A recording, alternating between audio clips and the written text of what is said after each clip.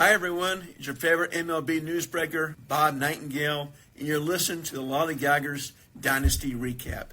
Enjoy the show, and thank God for Jeffrey Springs.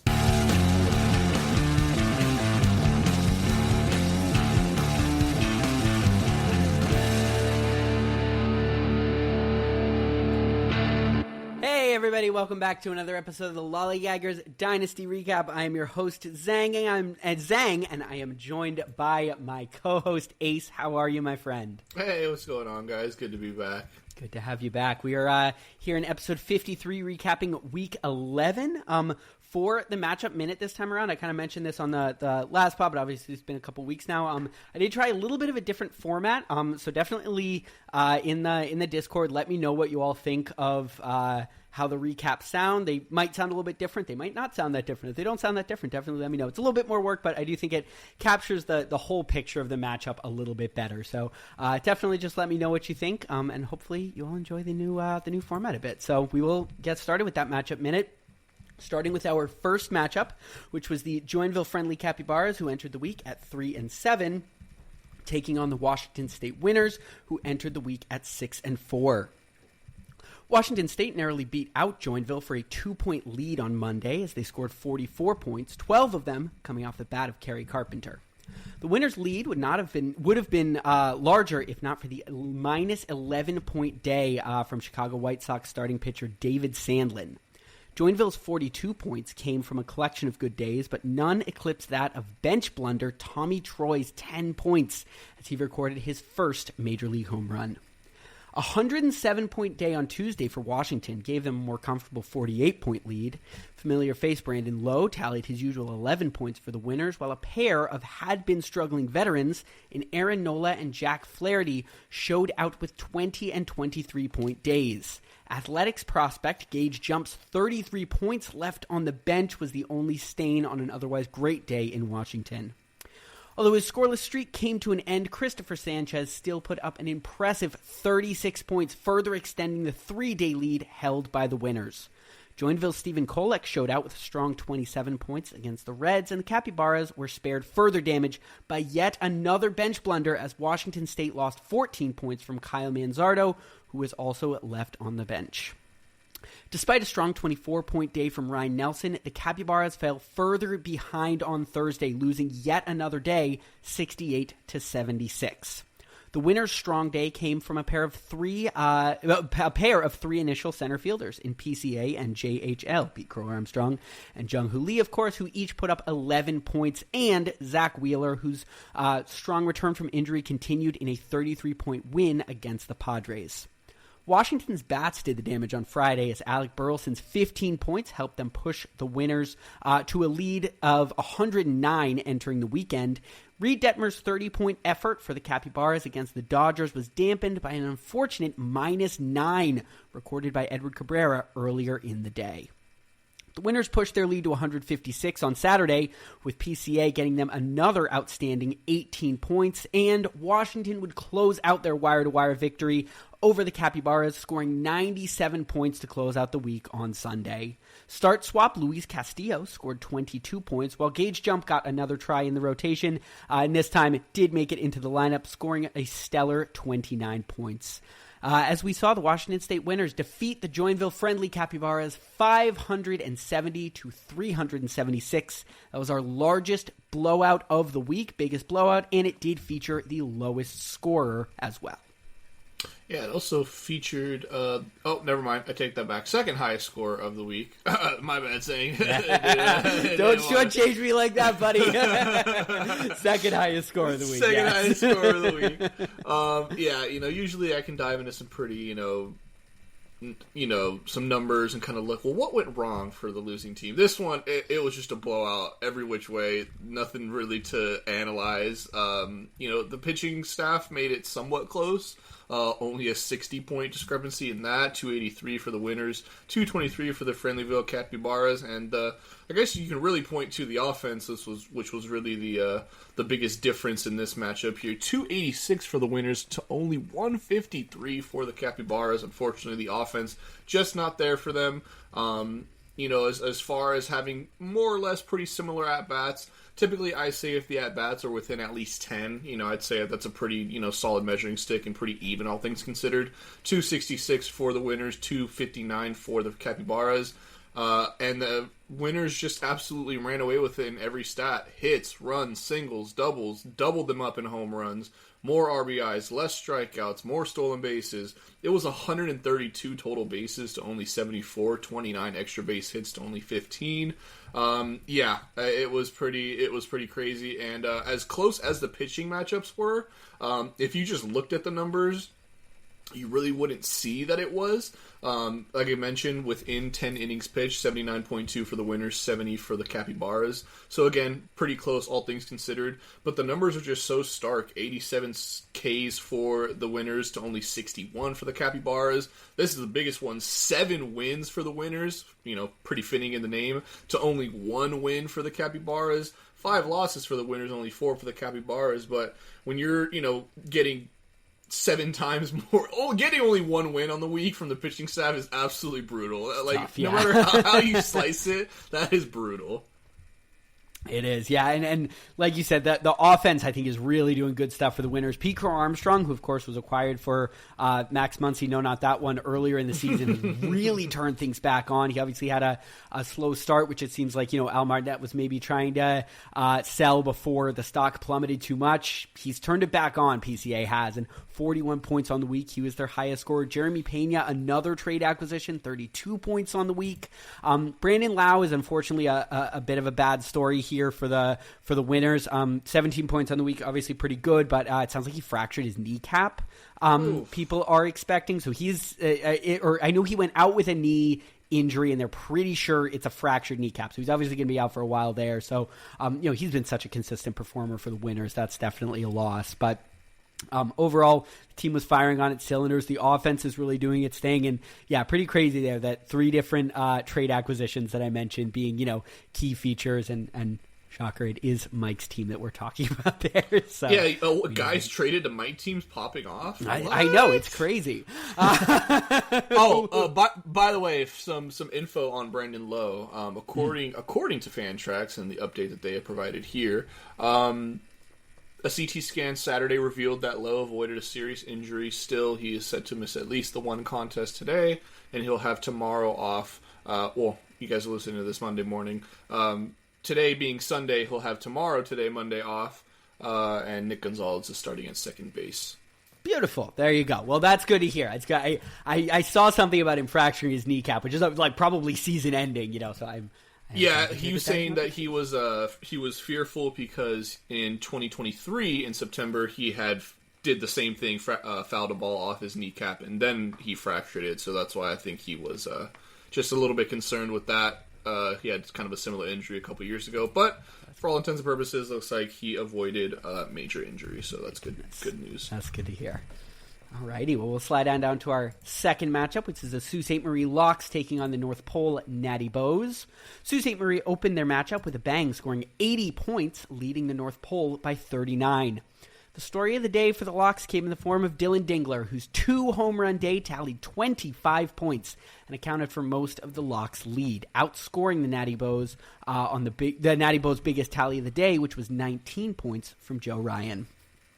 A 13-point day at the plate for Shohei and 31 from Shane Baz would close the gap for the North Pole to just 11 points on Tuesday, with Steven Matz minus 12 for the Locks opening the door for a Natty Bows comeback, which would indeed come just the next day, as the North Pole Natty Bows would score 76 points to pull 11 points ahead of the Locks.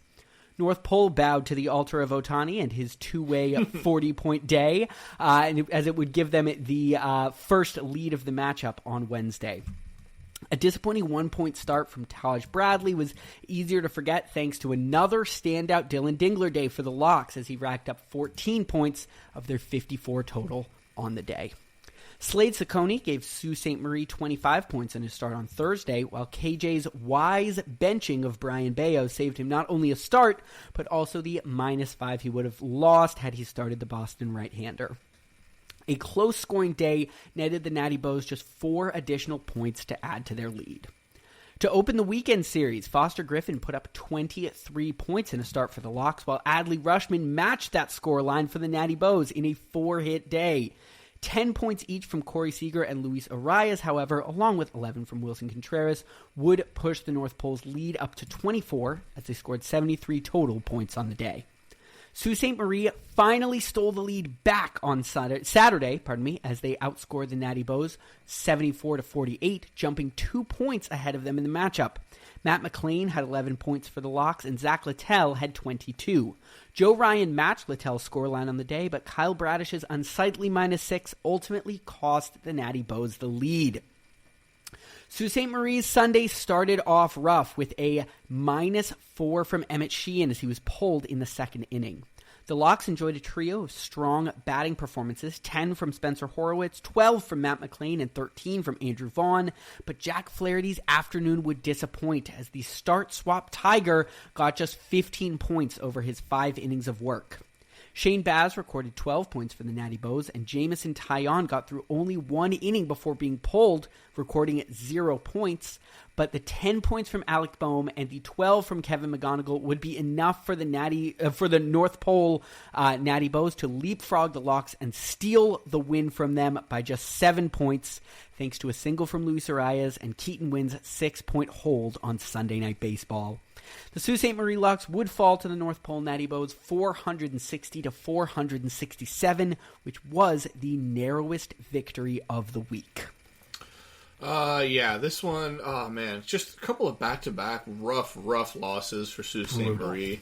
They had the loss last week. I believe that was less than a point. Was it 0.2? It was a couple weeks ago, yeah. 0.2. A couple weeks ago, yeah, 0.2.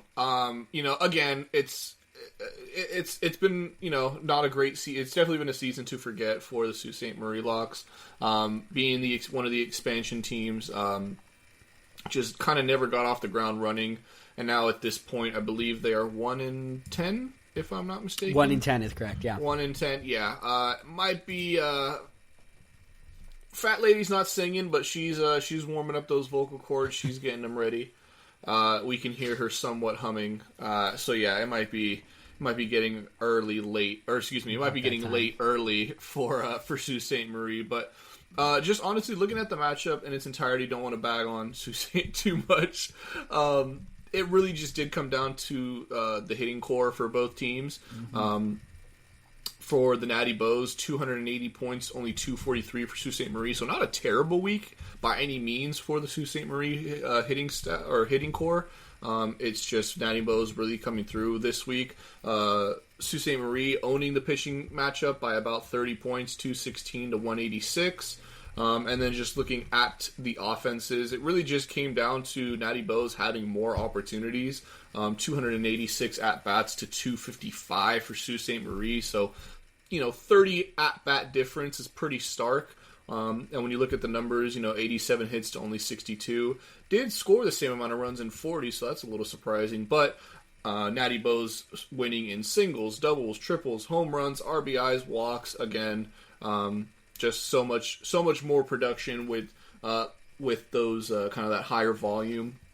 It could be a gift and a curse. A lot of times the higher volume can really bite you in the ass with some terrible negative performances, a lot of errors, a lot of strikeouts, things of that nature. But it doesn't happen this week, I should say, for Natty Bows, so they move on back into the win column after I believe they lost last week. Am I totally wrong? I can't. It's funny. I have such a hard time remembering when we don't actually do the recap. But I know. That does sound right. I think that they may have.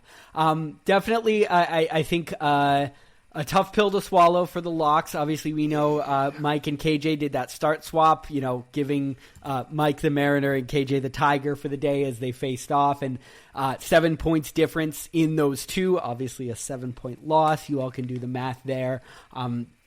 That definitely hurts, but overall, it was a solid week for Sault Ste. Marie. They had that lead going in, and then just couldn't quite close it out. Obviously, with the Natty Bows getting a little bit of work from Arias and Keaton Wynn on Sunday Night Baseball. A couple best bats and potent pitchers featured in this matchup. Dylan Dingler was the number 3 best bat with 47 points for the Locks, and Shane Boz was the number 5 potent pitcher with 44 points for the Natty Bows. By the way, Natty Bows, they did not lose last week. They are on a 3-game win streak. There you go. Never mind. They stay in the win column. They're staying hot. Staying hot. The Southwest Kansas Rabid Coyotes took on the Seoul Sovereigns. The Coyotes and Sovereigns started the matchup very quietly as Seoul led off the week with a 19-point lead while scoring just 33 points total on Monday. Seoul's lead shrunk to just 9 points as Kansas tallied 74 points on Tuesday, thanks in large part to Noah Cameron's 36-point day.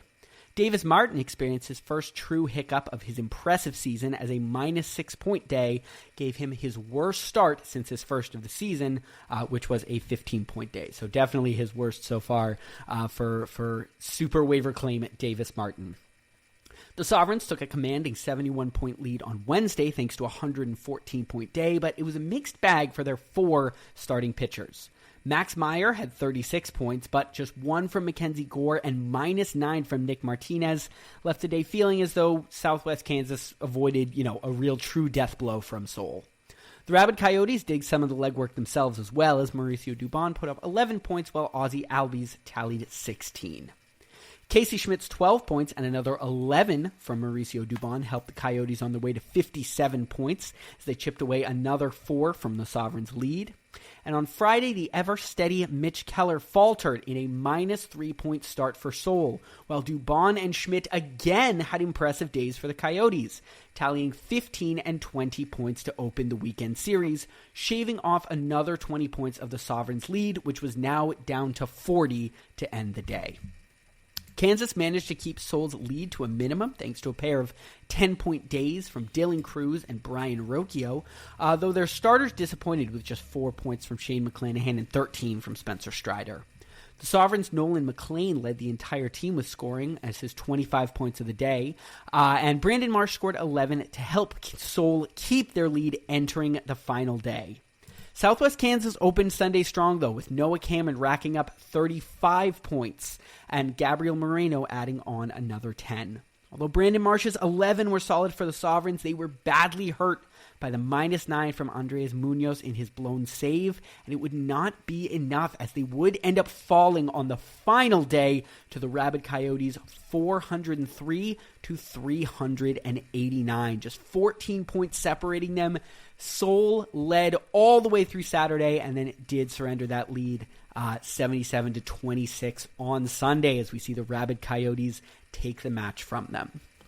Yeah, this is actually such I love the way that the order of the way we're reviewing these matchups kind of fell, because we were just talking about how volume can really bite you in the ass in times, and this is the perfect case of that being on full display. So pitching staffs, both these pitching staffs severely underperforming, I should say. 157 for the Rabid Coyotes pitching staff to only 181 for the Seoul Sovereigns. However, in the lineups, I should say, this is where the Rabid Coyotes really made their money and ultimately squeaked out a win here. 246 for the Coyotes to only 208 for the Sovereigns. And for the Sovereigns and the Coyotes, these were 2 of the lowest scorers of the week, so the lowest combined total points in a single matchup this week. With Seoul Sovereigns being the lowest scorer and the Southwest Coyotes being the third to last scorer. Seoul Sovereigns, one of the 2 teams this week to not break 400. Again, talking about volume, looking into the stats for the hitters in particular, 259 ABs for the Sovereigns to only 225 for the Coyotes. However, the Coyotes winning in every stat that matters. Now, I do want to say the Sovereigns did up them and almost double them up in singles and in hits. Got about 20 more hits. However, in every other category, the Coyotes just ran away with it. More runs, more triples, same amount of doubles, more than double the home runs, more RBIs, more walks. Did have more strikeouts, but more stolen bases. And yeah, just really coming together and really squeaking out a win here for the Rabid Coyotes. This is a really tough pill to swallow for the Sovereigns. Felt like after coming away from this matchup, this was definitely a matchup that you could have seen yourself winning, and with the other top team in the league falling this week, a really good opportunity to seize that one spot. Take sole possession of that first place spot. But a great matchup nonetheless. And yeah, it was even in these kind of low scoring matchups, it's always fun to see these close ones, and to say the least. And I will say, as far as which team was kind of the bigger letdown, Soul Sovereigns being projected 496 and not even cracking 400 is definitely disappointing. Yeah, it's interesting these two teams are matching up against one another, because I feel like both of them have kind of a giant elephant that needs to be addressed in both of their rooms. Soul is in second place with the Coyotes in 7th place, but Soul is 11th place in points scored with the Coyotes in 13th. So both are massively overperforming their total points scored. And obviously, that's not everything. Like, if we just wanted it off of points scored, we would do it off of points scored. The matchups do matter, but these things do, kind of tend to find their level a little bit over the season. So that's just something I'm keeping an eye on with both of these teams, with how much they're underperforming. Just if you look for the Sovereigns, Arizona is ahead of the Sovereigns only on points scored. They're close to 600 points ahead of them. And Washington is just behind Seoul on record-wise, and they are about 800 points ahead of them. So, Seoul has definitely, I think, managed to pull out a lot of matchups while not scoring a lot of points. Just something to keep an eye on for both them and the Rabid Coyotes as the season continues. Did want to shout out a couple of starting pitchers for the Rabid Coyotes. 2 potent pitchers. Number 1 in Noah Cameron, who is the best pitcher of the week with 71 points. And number 4, Bryce Elder with 49 points. Yeah, big week for Cameron, 35 and 36. Noah Cameron, what the hell? That'll get it done. I'm looking at the stat line here. Yeah, 13 innings pitched, 15 Ks, did only get 1 win, 1 earned run. The fact that that's not 2 wins is just a testament to Kansas City right now. Only 4 hits allowed in those 2 starts, back-to-back quality starts, of course. That's just what a performance. Anytime a pitcher can crack 70 points in 1 week, that's you're doing something right. It's Christopher Sanchez stuff from... Yeah, pretty much. Damn. The standard. All right, well, we'll slide down to our 4th matchup. That is the 4 and 6 Valley Gift Lords taking on the 3 and 7 St. Petersburg Tropopologists. 13 points from Junior Caminero and 27 from Emerson Hancock helped St. Petersburg jump out to a commanding 42-point lead over the Valley to open up their matchup. On Tuesday, Kyle Harrison scored 29 points for the Gift Lords, inching them closer to catching the Tropopologists, whose strong offensive day was sullied by Mike Burrow's -4. On Wednesday, the Gift Lords scored 113 points to leapfrog St. Petersburg and take a 20-point lead over them. The Valley's strong day came from 20 points from Andre Palante and 37 from Logan Webb as he threw 7 shutout innings against the Brewers. Sam Antonacci pleasantly surprised for the Tropopologists with 14 points, but Paul Skeens had another less-than-stellar outing with only 12 points on the day. The Valley would extend their 43-point lead as Jared Jones, 21, and JT Gins, 29, gave them a 59-point day. Trevor Rogers continued to refine his form in his second start for the Tropopologists, tallying 21 points over 5 2/3 inning of work. The Tropopologists scored 101 points on Friday, cutting the Gift Lords' lead to just 17 as they entered the weekend. St. Pete crossed the century mark thanks to 12 points each from Junior Caminero and Seiya Suzuki, along with 14 from Dalen Lyle, paired with another 18 from Martin Perez. A low-scoring day for both teams on Saturday, as it was just 51-24, was enough for the Valley to extend their lead to 44.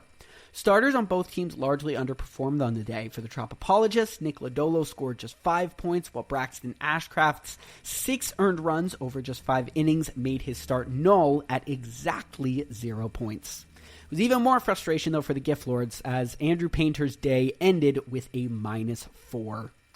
The Valley would complete their win on Sunday, however, scoring 72 points to take the matchup from the Tropopologists, 463 to 398. Yeah, this one, we were just talking about some of the lower scores of the week. This did feature the other bottom 3 lowest score of the week in the Tropopologist. And you may be wondering, well, how is that possible when the hitting, when the lineup, I should say, for the Tropopologist outdid the Gift Lords lineup by a pretty hefty margin. 70 points is no slouch, 232 to 162. And then you take a look at the pitching staffs and you say, oh, well, the Gift Lords put up 300 points on the pitching staff and only 166 for the Tropopologist. And you say, oh, well, that makes sense then. That'll do it. That'll do it for you there then. Which is so funny, because if you told me these teams are matching up early season, I would have said, oh, St. Petersburg's arms probably went off. They had a ton of really good starts, and the Valley, I bet, had great hitting, and it was completely flipped, of course. Completely flipped. And nothing, not to say that Tropopologist even had any bench blunders or anything like that. Only 28 points in terms of hitters left on the bench. No points left on the bench for their pitchers, so they got every bit they could out of their pitchers this week. It really just wasn't enough. Looking at the lineup, the batters really quick, Tropopologist had the at-bats, they had the hits, the runs, the singles, the doubles, the triples, the home runs, everything you could ask for from your lineup, and unfortunately they just couldn't compete with the pitching staff of the Gift Lords this week. And very similar, innings pitched, only 2 innings total separating these two teams, 69.2 for the Gift Lords to 67.2 for the Tropopologist. But the Gift Lords just owned every stat, kind of like the Tropopologist hitters did. 74 strikeouts to only 61. 8 wins on the day on the week to only 2 for the Tropopologist. Only 2 losses to the 5 for the Tropopologist. 25 earned runs to 41. Only 50 hits allowed to 81. Walks were pretty similar. Doubled them up in saves. 5 quality starts to only 1. So really, not only did they have, the slight edge in terms of innings pitched, but they really made their money's worth out of it and truly had some amazing performances. And if you really just look through their lineup, I mean, they had relief pitchers going off for 30 points. They had multiple starters in the 25-plus point ranges. A couple of starters that just missed that 30-point mark on the week. I mean, they really couldn't ask much more from their lineup. And yeah, Tropopologist projected 480 points this week, again, to not even crack 400. That's going to be a tough one to swallow for sure. It's tough, yeah. There's just, unfortunately, been a lot of underperformance in that pitching staff. And the deeper we get into the season, the more it has started to look like a real problem for the Tropopologists. Again, Paul Skeens with 12 points. He's still obviously had those 40-point days. He's had plenty of those. He's had those 30-point days. But just a few too many of the low 20s or the teens or even a couple in single digits. And obviously missing out on Tarek Skubal for so much of the year. Nick Lodolo's just come back and hasn't exactly dazzled outside of that 127-point day he had. It's just unfortunately been a tough year for Tropopologist pitching. And frankly, I fully believe in all of their guys. I am starting to question a little bit if I believe in their guys for this year, though, and that's, I think, where I'm starting to kind of settle a little bit when it comes to this team, and just some unfortunate underperformance from what we expected in the preseason. Yeah, not to even mention, too, for the Tropopologists, 11 starts on the week to only 9 for the Valley Gift Lords. So on top of everything, you had the start advantage, and still to lose by, over 60 points, even with more, 2 more starts, to not even, to still be behind with 2 more starts in the innings pitched threshold, that's definitely going to be a tough one. But they could bounce back. Obviously, there's still some time. Pretty much every team, except maybe Sault Ste. Marie, is still somewhat in the competition for a playoff spot. Mm-hmm. But like we say with Sault Ste. Marie, it is getting late early for the Tropopologists. Yeah, it's definitely starting to reach that time. Yeah.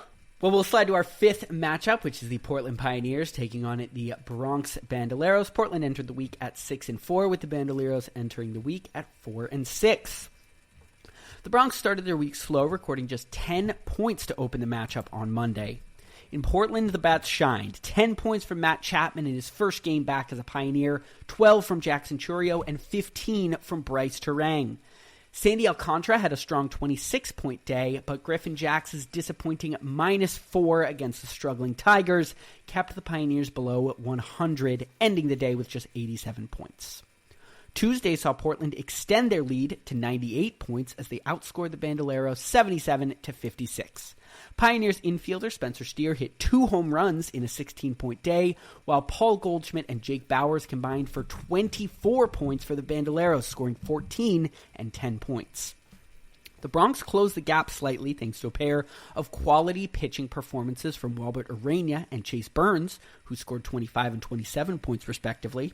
Shortstop J.P. Crawford joined in as well, contributing 12 to the 95 total points scored by the Bandoleros on Wednesday. Portland's 86-point day came from Peyton Tolley's 26 and a trio of batters. Wilyer Abreu and Kyle Tucker scored 11 points with a home run apiece, while Bo Bichette added 14 to the Pioneers' impressive offensive day. The theme of strong bats continued for Portland into Thursday. Matt Chapman had 9 and Corbin Carroll scored 12, but the true stars of the show were Shea Langoliers with 17 and Jackson Churio with 22, both of whom recorded 2 home run days. The Bandoleros' Carlos Rodon scored 28 points over 6 innings, accounting for half of the Bronx's 58 points as they fell to a 127-point deficit. The two teams went off on Friday with matching 100-plus point performances. Drew Rasmussen with 43 for Portland and Roki Sasaki with 38 for the Bronx stood out on the pitching side, while Jake Bowers went off again, this time for 16 points for the Bandoleros. While no batter in the lineup recorded much of note for Portland, Matt Chapman's 28 points on the bench accounted for one of the largest bench blunders of the year. The Bandoleros managed to bring the gap back down below 100 on Saturday as they outscored the Pioneers 64-27. Jake Bowers had yet another great day, scoring 14, while Ben Brown's strong start added 24 to the Bandoleros total on the day. A disappointing -2 from Jack Leiter was the only stain on an otherwise strong Saturday. In Portland, Portland's quiet day, over half of their points came off the bat of Bryce Terang, whose 2 home runs yielded 16 points and held the Pioneers at 88 points for the lead entering the final day. Portland would finish the matchup in explosive fashion, scoring 135 points to complete their wire-to-wire win. 19 from Bubba Chandler, 20 from Griffin Jacks, and 33 from Sandy Alcantara as the Pioneers defeated the Bandoleros 617-470. They were the highest scorer of the week, and the Bandoleros were the team that recorded the most points in a loss. So overall, obviously a very high scoring matchup here between those two teams. Yeah, again, we've kind of talked about the Bandoleros this season as a team that really got off to a begrudgingly slow start that we kind of expected to, round into form eventually. It's just kind of continued a lot of bad luck for them. I mean, getting a team this week scoring 600 points, again, the highest score of the week. I thought it was pretty interesting, too. Last week we had a lot of high scores. I think we had 2 teams in the 600, a couple of 500 scorers. We only had 2 teams eclipse 500 this week, and they eclipsed it by a pretty hefty margin, each of them. 570 for the winners, 617 for the Pioneers. So I thought that was kind of funny, the kind of fluctuation of the scoring of the league as a whole kind of goes up and down, together in certain weeks. But yeah, diving into the numbers here, this was really won in the pitching staff for the Pioneers. I mean, 617, it was won on both sides. 292 on the hitting staff for the Pioneers is absolutely ridiculous. 242 for the Bandoleros isn't bad at all, but again, 292 is tough to compete with. And then you just take a look at the pitching staff side of it. 324 for the Pioneers, 228 for the Bandoleros. Again, Bandoleros had a really good week, nothing to scoff at. But when you're just getting, an average of 300 points from the pitching staff and the hitting staff, it's kind of hard. It's kind of hard to win. And just kind of diving into the pitching staff a little bit. That was where the biggest discrepancy was, in my opinion. 85 innings pitched for the Pioneers to only 66.2 for the Bandoleros. That 12 start to 9 start difference really showing here. 7 wins to only 2 for the Bandoleros. Strikeouts are pretty similar, but 3 saves, no blown saves for the Pioneers, 6 holds, 6 quality starts. I mean, again, not much to really talk about when you put up these kinds of numbers, but just a really, really unfortunate week. And again, even with that bench blunder of Matt Chapman, still putting up this kind of demolition job is definitely scary hours. It's insanity. It's such a ridiculous number. So, funny insane. story here. The Pioneers did have 2 best bats. Number 1 in Bryce Terang with 53 and number 4 in Jackson Churio with 47. The actual highest scoring batter of the week was Matt Chapman. So had I started him on that day, obviously that's like half of his points for the week. But I would have had 3 of the top 5 batters on the week. And on top of the number 2 potent pitcher, Sandy Alcantara with 59. Also shout out Jake Bowers, number 5 on the list, who made it there with 45 points for the Bandoleros. But I was kind of saying this in the chat. I feel like my team is kind of finally rounding into form, and I'll obviously just speak as the manager of the team. Like the hitters who I expected to hit are kind of hitting how I expected them to hit. Churio is doing what I thought Churio was going to do, and I'm, again, I always say it's really glad that I held when I got all of those offers for him. Corbin Carroll doing exactly what I wanted when I traded for him. Same with Langoliers and Terang. And so, the team just feels like they're kind of starting to heat up as we, hit the summer. And pardon me. Thank you. The pitching staff also obviously had that really strong week with, Sandy and Drew kind of doing their thing. And as you said, I it's hard to diagnose a real problem for the Bandoleros in the way that we could for St. Petersburg. There's not that like clear underperformance. It's just been genuinely shit luck. Like they would have beat over half the teams in the league this week had they faced them. They just ended up going against the highest scorer of the week. Also, shout out 617 points, 617 Boston area code. Shout out. But for the Bandoleros. I mean, obviously you can point to Judge, who kind of underperformed a little bit, for Judge standards. He still did some Judge stuff, but and then is out for a while now. But it's just been a really peculiar season in the Bronx. And with 10 weeks to go, there's a time for them to kind of right the ship. We know they did that mid-year last year.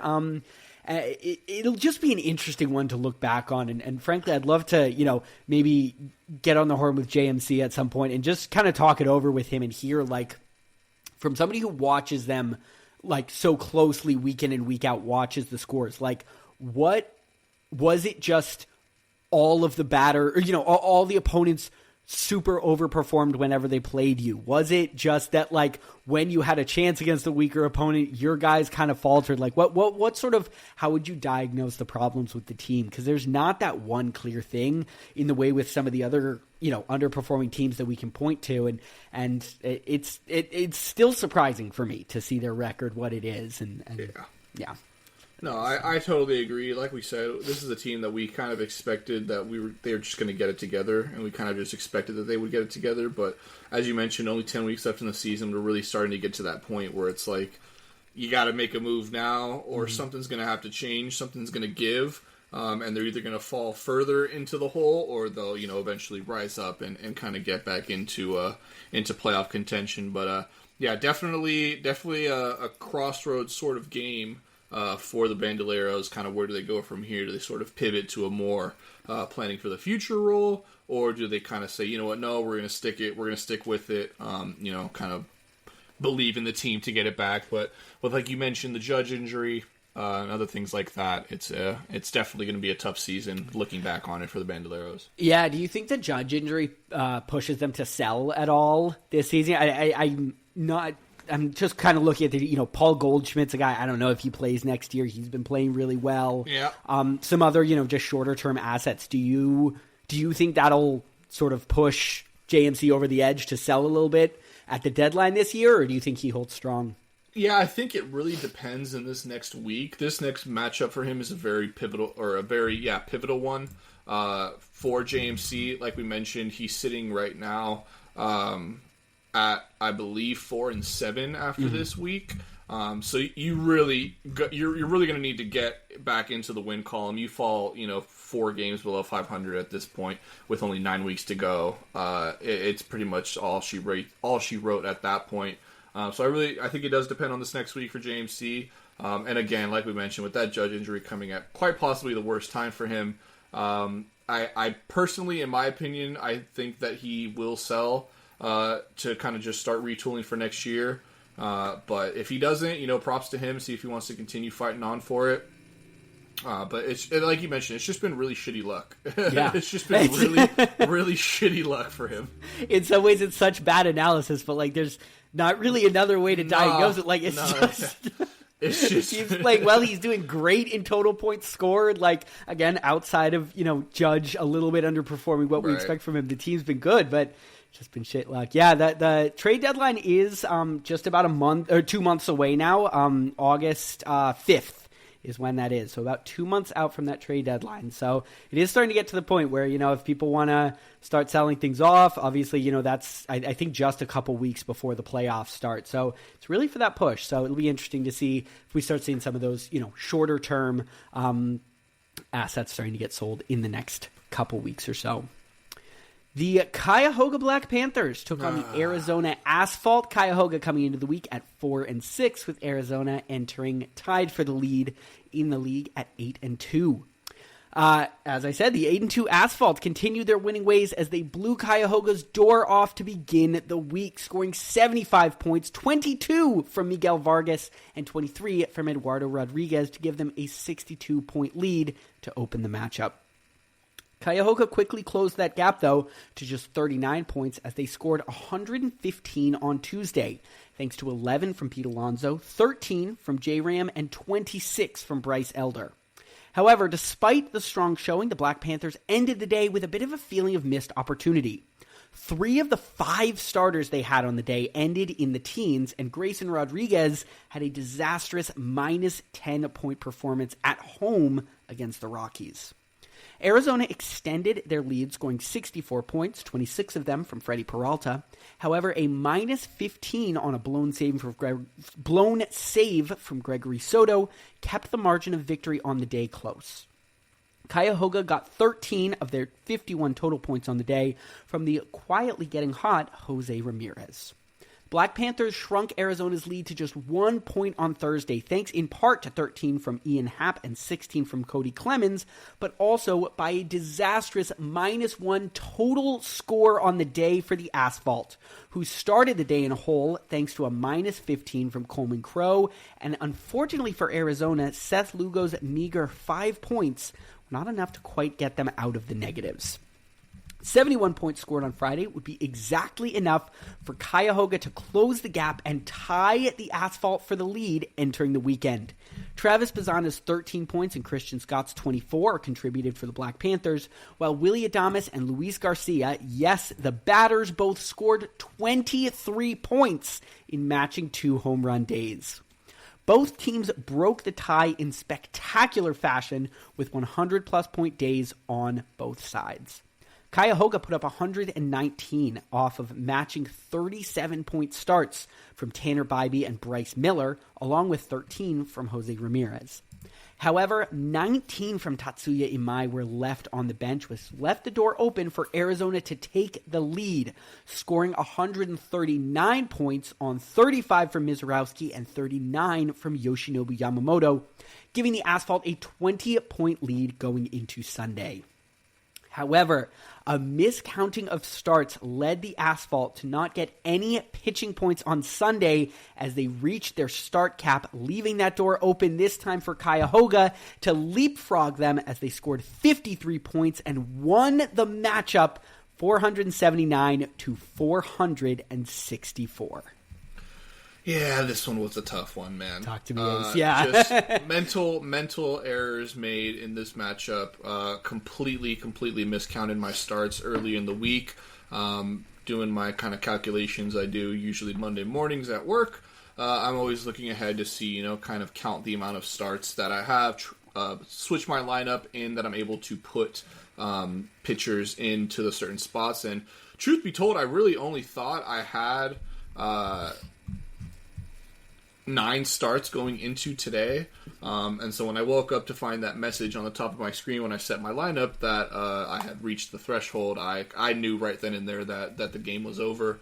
And it really, the knife kind of cut deeper when Michael Soroka, who was set to go for me today, had his best performance of the season with a 33.4 point outing with a 7 innings pitched, 6 strikeouts, only 1 earned run, 5 total base runners allowed, of course, the quality start.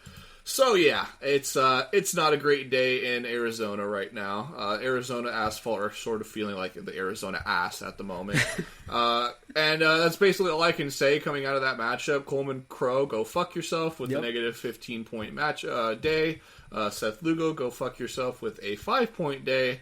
And that's all I really got to say about that one. Pitching staff from Cuyahoga absolutely dominated, 267 total points, only 221 for the asphalt. The lineup, the hitter lineup, I should say, for Arizona, 243. So the lineup is really the thing that's been keeping me in this season. Guys like you mentioned, Miguel Vargas, Luis Garcia, Andy Pages have really just started to come out of nowhere. Willie Adames is starting to come back and provide that power that's made him a very good fantasy asset. Liam Hicks continues to just collect RBIs in the league, and a couple of young guys as well. Jacob Gonzalez, who was called up this year, he had his first career home run this week. Did I get him on my bench for those points to count? No, but it was cool that he got it either way. I did make a trade for Max Muncy. Yes, that one. Unfortunately, didn't realize he was going to be activated, or is he not activated? He was never put on the IL, but didn't realize he was going to be healthy, and unfortunately kind of got screwed there. So 9 points on the bench as well for me there. So yeah, just an all-around, like we mentioned, talked about shit luck last week. This was just a shit performance by yours truly. So I'm going to have to own that one up, and we move forward. Yeah, just some tough mental errors and a much needed win for Cuyahoga, who had been on a little bit of a skid. They're to 5-6 now, tied with the Real Survivors and the Valley Gift Lords at 8, 9, and 10. So a couple wins and some losses from teams ahead of them like Portland, Kansas, and Fenton, and we could see them right back into that playoff mix, which we know Cuyahoga is really pushing for this year. So obviously that is a big win for them, and it'll be interesting to see what their matchup looks like next week. Let's move on to our final one, which is the headliner. It is the Fenton Melonheads taking on the Arctic Real Survivors. Our headlining matchup for week 11 begin with strong performances on both sides. Fenton got their 72 points, courtesy of 27 from Jacob deGrom in his 100th career win, while the Arctic's Riley Green provided the bulk of their scoring in 15 points on the day.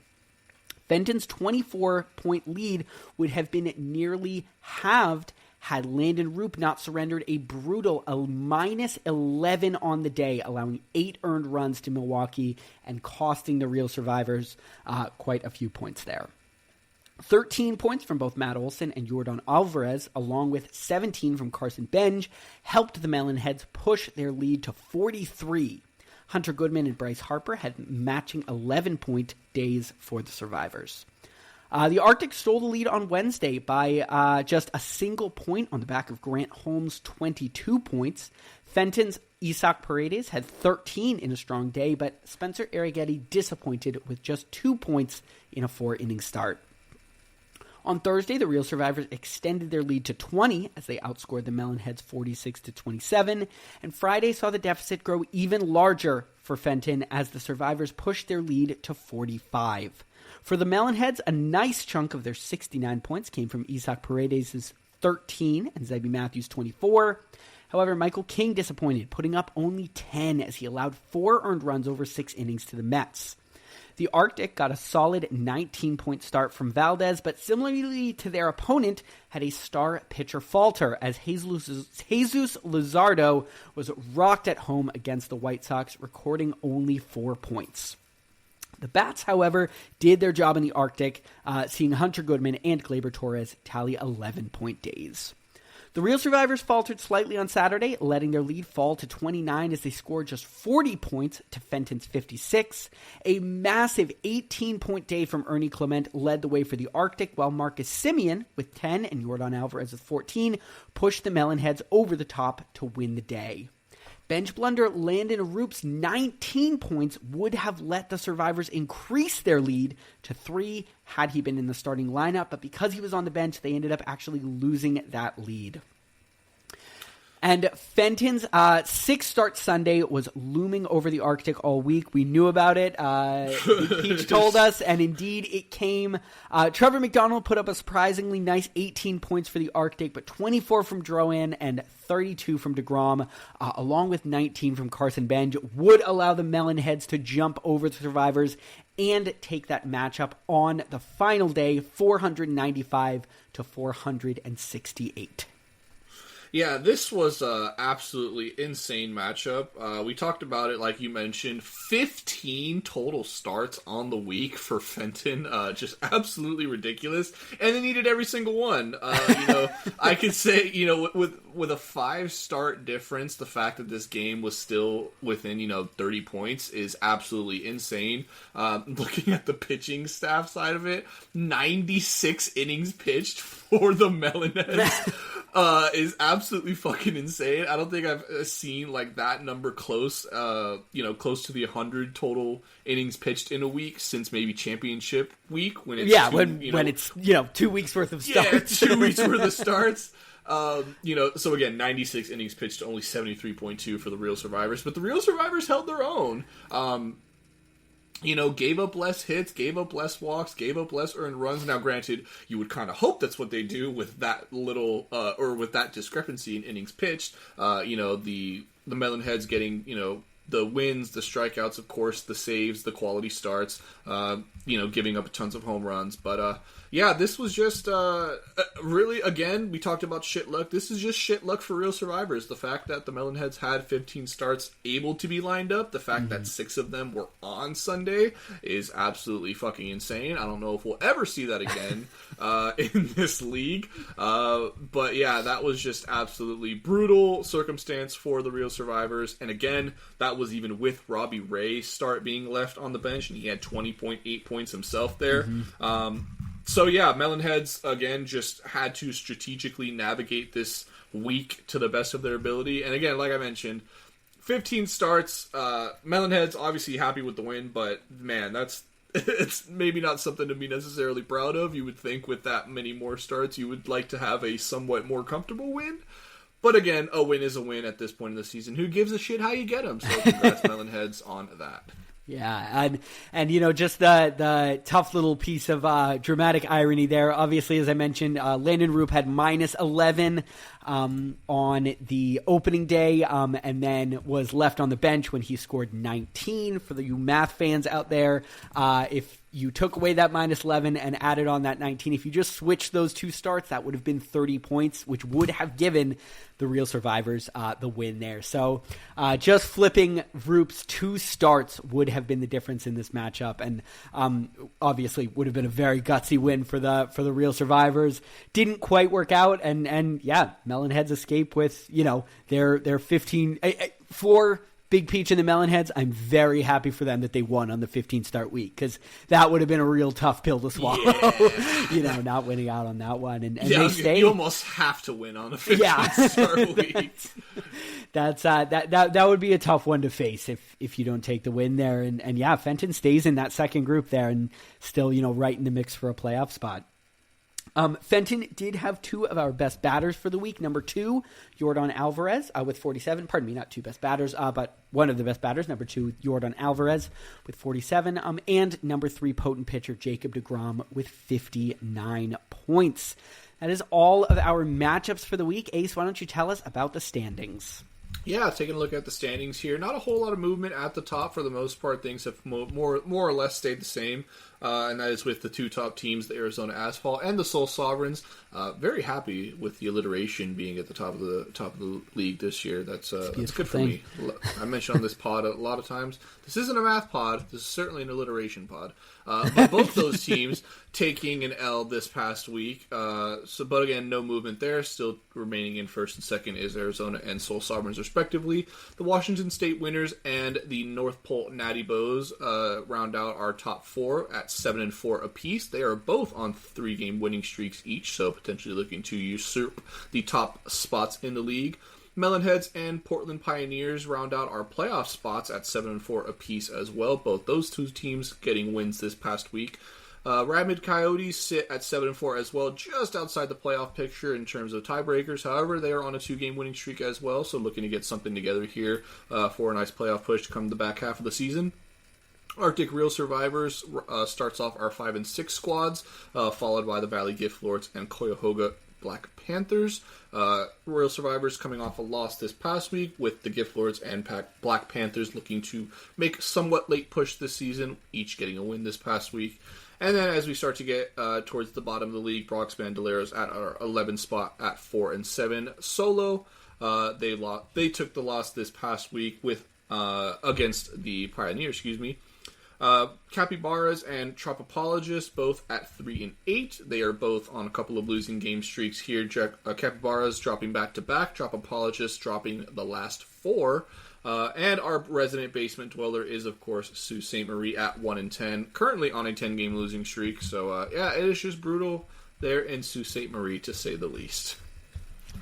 Now let's talk over our bench blunders. We've got Joe Mack, who recorded 10 points on the Real Survivors bench on Tuesday. That sounds like a user-generated name. That doesn't it? That is definitely... That does not sound real.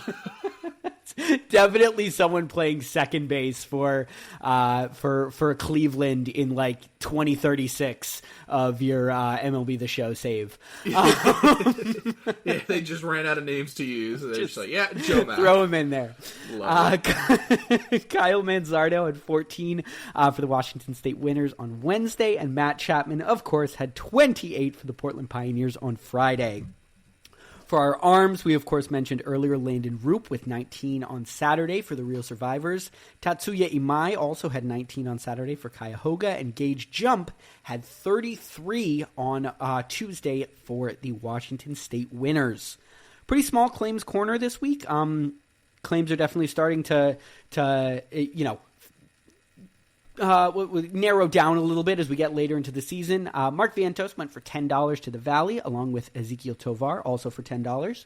Wilbur Dotel went for $19 to the Arctic Real Survivors. And then Huoscar Brazoban for $17 and Matt Chapman for $33. Both went to the Pioneers. On Thursday, Jake McCarthy went for $8 to the St. Petersburg Tropopologists. The Valley had a $1 bid, which was, of course, outdone by St. Pete. But the Valley did get another guy in Alex Freeland on a $10 bid. Finally, we will dive down to the transaction tracker. Let's see, we got about 11 trades here. We'll go over them quick, and then Ace, maybe you and I can each pick out one we want to highlight to just talk over a bit. Yeah. Fantastic. Let's start with the Washington State Winners, who traded Foster Griffin to Sault Ste. Marie for first base catching prospect Josue Briceno, who is number 6 on MLB's top 100 list, along with Dylan Lee. Washington State Winners then traded Kyle Finnegan to Cuyahoga for Jacob Young. The Arctic Real Survivors traded Max Muncy, yes, that one, to the Arizona Asphalt for Portland's 2027 second-round pick. It never gets old. Never gets old. The Arctic Real Survivors also traded Eduardo Rivera and Spencer Horwitz to Sault Ste. Marie for Gleyber Torres and Trey Morgan. I'm just going to pause here. I find this so funny. Trey Morgan is number 19 on Tampa Bay's list. So he's like barely a top 20 guy for Tampa Bay. I think he's been traded like 6 or 7 times. I don't know what it is, but he's just been passed around this entire league. He's like the kicker to throw into a trade. Like, oh, it's not quite there. Throw in Trey Morgan, and he gets out of it. I think it's very funny that he keeps showing up in these. The Arctic Real Survivors finally did end up sending Xavier Edwards back over to the Seoul Sovereigns in exchange for Mackenzie Gore. Sault Ste. Marie sent Chad Patrick and the Arctic Real Survivors 2027 third over to the Valley for Slade Saccone and Hogan Harris. Sault Ste. Marie traded Zach Littell to Joinville for their 2027 fourth and $5 in FAAB. Then Joinville traded Zach Littell to Sault Ste. Marie for Joinville's 2027 fourth and $5 in FAB. They kind of just flipped that right back. The Real Survivors traded Grant Holmes and Luis de Leon, who is Baltimore's number 3 prospect, to Sault Ste. Marie in exchange for Caleb Durbin. Sault Ste. Marie traded Brandon Young to the Valley for Carlos Cortez. And finally, as I understand it, I don't believe this is a permanent trade. I think it was just for the day, but we did see Sault Ste. Marie trade Luis Castillo over to the Washington State Winners for Jack Flaherty. That'd be hilarious if at that point the trade is just like, hey, by the way, this is permanent now. Yeah. Screw you. What are you going to do? No. I'm sure they had an gentleman's agreement. We are a league full of gentlemen. I don't expect anything like that to be happening. What stands out to you? Which one is catching your eye? Really, it's got to be I think in my opinion, the Kyle Finnegan for Jacob Young trade. Not so much for the trade itself, but just kind of crazy to see Kyle Finnegan fall off as hard as he did. Washington State acquired him last year in a trade, and to see him, I'm shocked he's not getting the closing opportunity in Detroit, given their just absolute brutal struggles that they've had. I mean, this guy has been a closer for Washington in the years past, and a pretty solid one at that. So I really don't know what more you need to see and how many more blown saves you need to go through before you just assign him your designated closer. But regardless, it looks like the Winners are moving off of Kyle Finnegan, and for Cuyahoga, let's see what he can do. And for Jacob Young, let's see, it's going to be a new start as well in Washington State. And if there's any place you want to go, it's Washington State, because apparently they just breed success like nobody's business. They'll get you into shape, yeah. Obviously for me, that Xavier Edwards for Mackenzie Gore trade stands out. Big for the Sovereigns to get Xavier Edwards back after he was taken in the expansion draft, and big for the Real Survivors, who I know have been chasing kind of that high-end, ace-type starting pitcher stuff, and they certainly get that in Gore. So I think that's a trade that frankly benefits both sides, and always nice to see somebody kind of come home to their team. We'll round things out with next week's notes. It will be the 12th week of play. We'll start off with the North Pole Natty Bows, who come into the week at 7-4, who will take on the Portland Pioneers, also at 7-4. The Arizona Asphalt at 8-3 will take on the 3-8 Joinville-friendly Capybaras. Bronx Bandoleros at 4-7 will face the 7-4 Southwest Kansas Rabid Coyotes. The 8-3 Seoul Sovereigns will look to get back on another winning streak as they take on the Arctic Real Survivors, who are entering the week at 5-6. The St. Petersburg Tropopologists at 3-8 take on the Sault Ste. Marie Locks at 1-10. The Valley Gift Lords at 5-6 will take on the Cuyahoga Black Panthers, also at 5-6. And for our headlining matchup of the week, the Washington State Winners at 7-4 will take on the Fenton Melonheads, also at 7-4. So just an interesting little detail here that I'll talk about before I give Ace a chance to kind of share a matchup he's keeping an eye on. Currently, there are 5 teams at 7-4. 4 of them are facing off against one another. So that sort of second group of teams that are obviously only separated by total points scored and are kind of in the heart of playoff position right now, at least 2 of them will be dropping out of that group. That is just, there's definitely going to be some shakeups near the top of the leaderboards here. The other thing that's just interesting, obviously in this past week, that the 5 teams who are 7-4, who are kind of in that group, they all won last week, and the 2 teams at the top of the league both lost, which means that second group is just 1 game back. So if either the Sovereigns or the Asphalt lose this week, they kind of drop into that second tier, and at that point, it all comes down to points scored. So things are getting definitely close at the top. Beyond that kind of second group, the 7-4 group is 5-6. They're 3 games back. So obviously 2 back. So it would take a couple weeks for anyone to climb into that middle pack there. But just some really interesting stuff. With all that said, what is a matchup that you're keeping an eye on this week? Yeah, I'm definitely looking at the Valley Gift Lords versus the Cuyahoga Black Panthers. Both those teams coming off wins this past week, and they're going to look to try to continue those winning ways. Like you mentioned, the 5 teams at 7-4, so you know for sure 2 of those teams at least are going to fall to 7-5. You don't care which ones, you just care that 2 of them will. In theory, you'd want 3 of them to, like we mentioned, that other 7-4 team, 7-4 team taking on a different matchup. You want them to lose as well. So regardless, you're going to have 2 teams that fall. So the winner of this matchup will be just 1 game out of, like we mentioned, kind of that next echelon of, playoff spot, quote unquote. So this is a very, very important matchup for both of these teams here. And yeah, I'm definitely excited to see who comes out on top for that one. Yeah, that's really good analysis there, that one of those 2 pushes themselves just a win away. For me, it's the Real Survivors versus the Sovereigns, because I think that Min has a chance to do a little bit of giant slaying here. If he's able to pull off a win, obviously that pulls Seoul to 8-4. Which is kind of in that second group there. And a win would push Min also just 1 game out of that group. So he kind of has a chance to pull someone down and pull himself up. And obviously with some of those lower scoring totals for the Sovereigns, and frankly, higher scoring totals than his record really suggests, the Real Survivors are 4th in total points scored right now. I think that's a matchup that has a chance to be pretty interesting to see how it turns out. So it should be a really fun week. It's starting to get to the point where, we're really, spending a little bit more time in next week's notes and talking about some scenarios of how people can move up, how people can move down. Because 21 weeks, unless I'm wrong, I want to double check now because I know I had it wrong last year, but I believe it's just 21 weeks in the regular season. So, we're more than halfway there now. Let me just double check this. Yeah, 21 weeks in the regular season. So more than halfway there, and, starting to get to the point where we're keeping a pretty close eye on things. And if you're in a playoff spot, you're happy to be there. And if you're outside, you're looking to crawl your way in. So should be a fun week. I'm looking forward to chatting with you all this time next week. And have a great one, everyone. Take care, everybody. Do you know what that makes you, Larry? Lollygagger. Lolly.